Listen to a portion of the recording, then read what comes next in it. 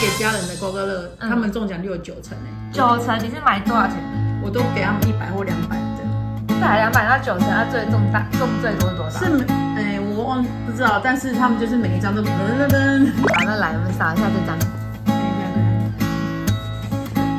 看，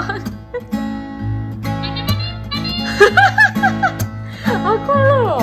这在中奖多少钱？1500块，那就回本嘞。好嗨哦！然后让他多中500，大奖是1200。那这张应该会更多，因为 Lucky 7。我问老板，老板说如果是超过常规金额的话，那个数字不会显示出来。然后音乐你一听就知道这个人中大奖。